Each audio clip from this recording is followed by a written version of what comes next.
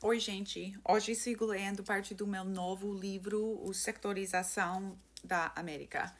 Isso é o capítulo do Missão Transcendental. Missionarismo no Exército. Missionarismo é minha palavra para falar do usando a missão como uma arma contra os membros do grupo.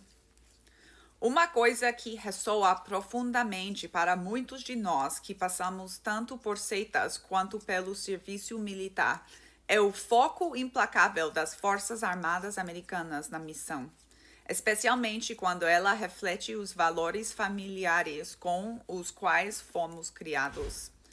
Esse chamado ao dever toca a parte de nós que anseia por um propósito tão convincente que estejamos dispostos a dar tudo, até mesmo nossas vidas, para servi-lo.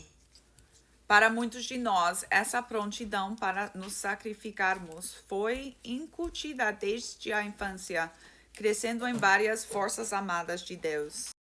Assim, mais tarde, sacrificar-se por uma causa, seja como soldado ou em atos mais extremos de dedicação, parece algo natural.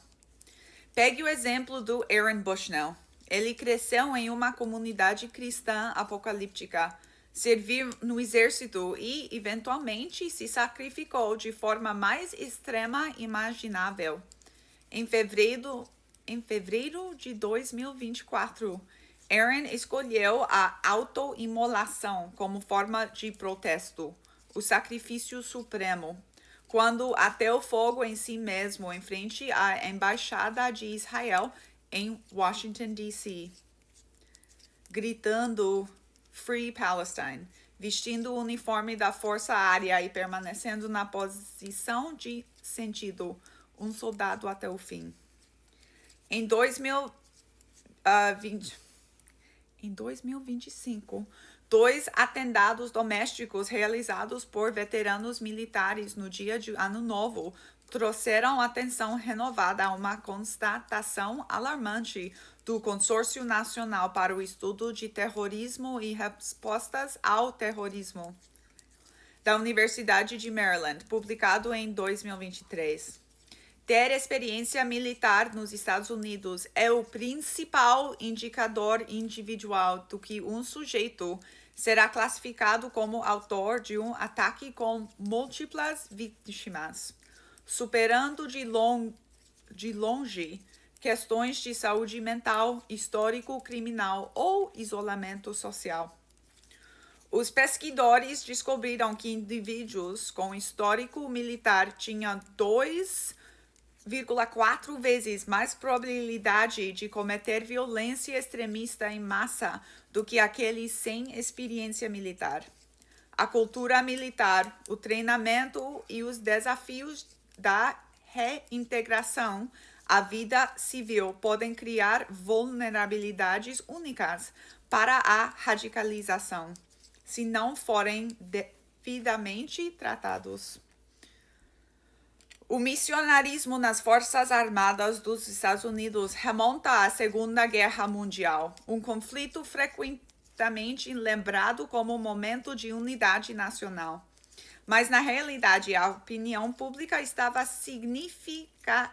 significativamente dividida sobre entrar na guerra, mesmo depois de Pearl Harbor.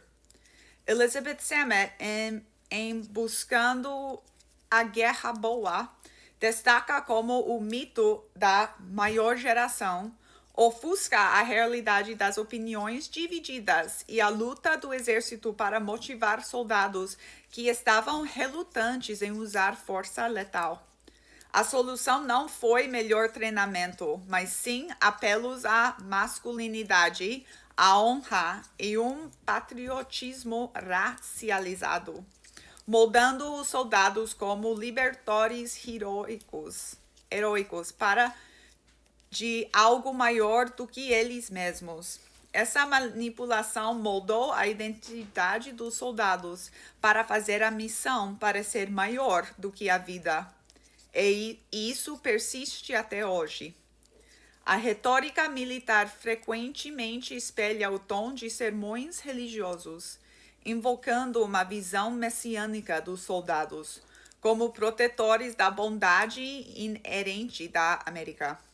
Sammet captura isso perfeitamente ao dizer: somente pela alquimia mágica do excepcionalismo americano, a guerra pode parecer um ato de amor. No caos e no trama da guerra, criar um mito, uma narrativa simples para se agarrar, torna-se uma resposta natural. A Segunda Guerra Mundial ofereceu essa tentação a todos os países envolvidos. A narrativa de uma causa justa, de ser um herói e salvar o mundo, é uma ferramenta poderosa para mobilizar pessoas, seja no exército ou na religião. Embora algumas causas possam ser justas, líderes também podem usar essa narrativa de forma manipuladora para suprimir dúvidas, justificar danos ou exigir lealdade inquestionável. Uma vez estabelecida, essa narrativa heróica apoiou a virada missionária do exército, motivando soldados por razões ideológicas, como na guerra ao terror, em vez de apenas por seus deveres militares. O Vietnã apresentou um desafio significativo a essa mentalidade, pois a missão se tornou cada vez mais difícil de justificar, levando a uma queda histórica na moral militar. Sammet mostra como a Segunda Guerra moldou profundamente a percepção pública do Vietnã. Se a Segunda Guerra parecia uma boa guerra, o que isso fazia da guerra no Vietnã, do qual a maioria dos americanos discordava? Ela cita Jean LaRocque, almirante reformado durante a Era do Vietnã, que refletiu: vemos as coisas em termos da Segunda Guerra Mundial, que, de certo modo, foi uma boa guerra. Mas a memória distorcida dela incentiva os homens da minha geração a estarem dispostos, quase ansiosos, a usar a força militar em qualquer lugar do mundo. Essa mudança em direção à justificação ideológica mostra que o mito da boa guerra da Segunda Guerra Mundial reformulou as motivações militares americanas e levou a um senso distorcido de propósito em conflitos com Vietnã, Coreia, América Latina e, repetidamente, no Oriente Médio.